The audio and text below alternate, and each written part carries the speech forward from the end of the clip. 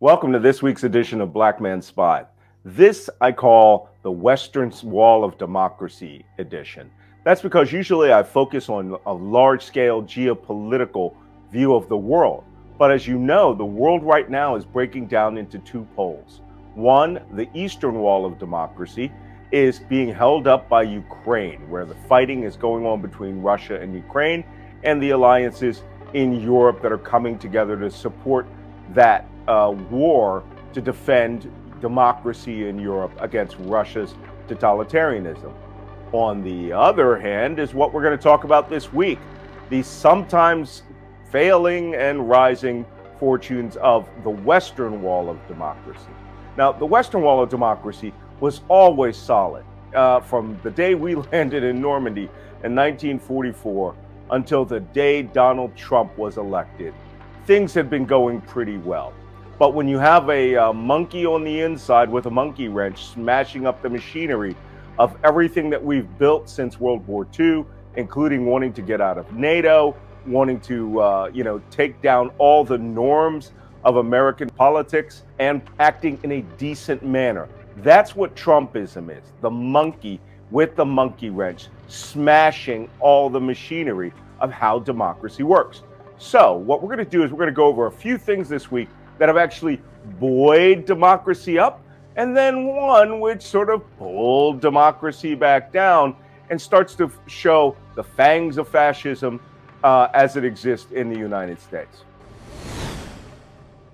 First, we're going to talk about the one item that buoyed democracy around the world, and that is the arrest, arraignment, and the reading of the indictment against one Donald John Trump, former president of the United States, also known as a citizen who now never believed that he would ever have to face that he actually is going to be treated equal in the law.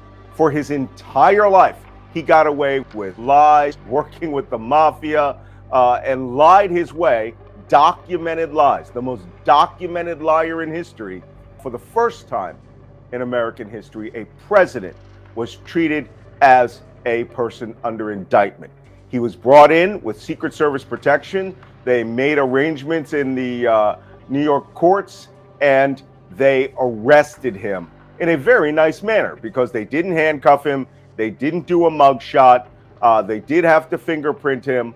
All of this was arranged in advance because he was president of the United States. And then he was made to walk through a corridor past U.S. court officers in New York City, who, by the way, did not hold the door open for him. They actually let a door slam on him because they treated him just like any other prisoner who's there, and then brought him into the courtroom. And according to people who were in the court, he was furious. He was upset. He seemed confused at times.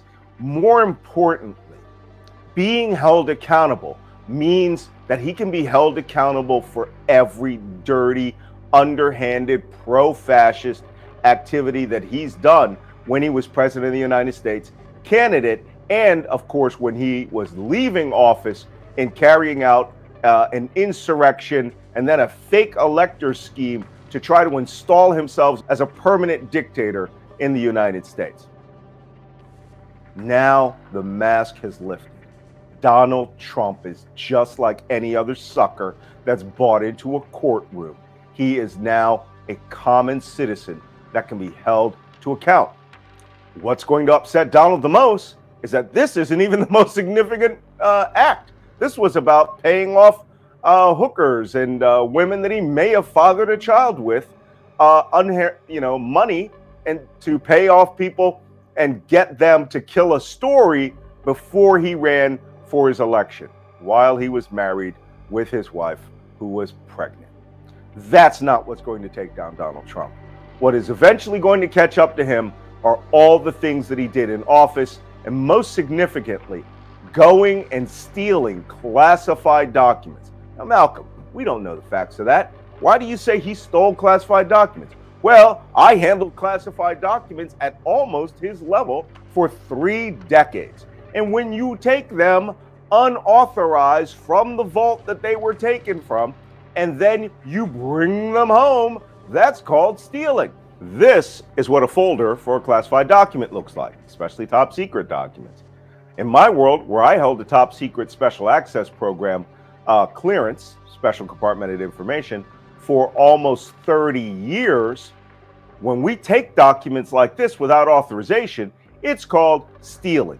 Those documents do not belong to the President of the United States. They belong to the people of the United States. And even a president who takes them home for his own amusement is stealing classified information.